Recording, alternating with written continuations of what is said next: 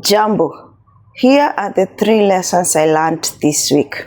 I was reading HRBC yesterday and it was all about articles about how to make connection.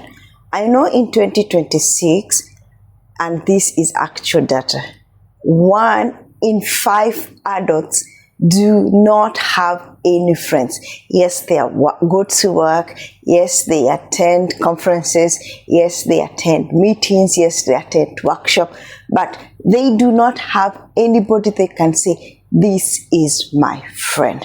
And the reason I was reading these articles is because I attended a workshop with my employer, which was about making one connection. They're encouraging us to make friends within the organization because another study said that if you have actual friends, that is colleagues who are actually your friends, it increases productivity, it increases your chances of promotion, it increases your salary, it increases your mental well-being, and overall it creates an environment that is great for working. So hearing that 1 in 5 adult does not have friends was kind of shocking for me, because for me, I have too many friends and I'm so grateful for that. So what was the tip that was given in this article? The first one is you need to decide the goal. What type of friends do you want? You don't just want anybody from the street, because you might be somebody who is an entrepreneur. They might be somebody who loves clubbing. So who are your friends? What circle do you want to create? Then once you decide that, there are 2 ways to do about it. One, you can go and create content like this one and express that you're looking for friends. You can also organize meetups so that you can be able to meet people who are within your range. The other way is simply the same thing, whereby you attend meetups, workshop, and expressly express yourself that you're looking to make friends and connect with people through your hobbies.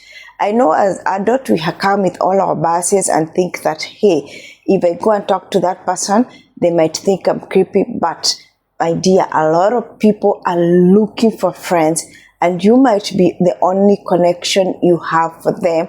So be out for them. And what is the last one?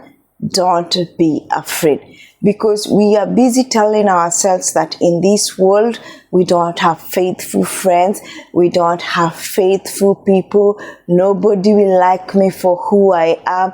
Forget about all that narrative. What you need to do is accept yourself and believe that there is somebody out there who will be able to become your connection. You can even go a step further.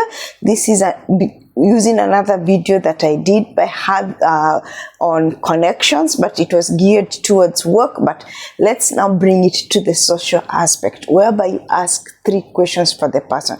Remember, if you ask somebody to talk about themselves, it's always a good thing.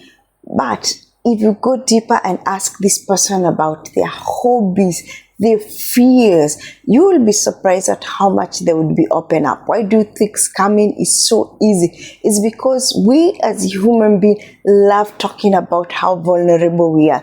But please do not use that opportunity to scam people. We are looking for genuine connections. All in all, do you have tips that you can share below in order for us to be able to make connection?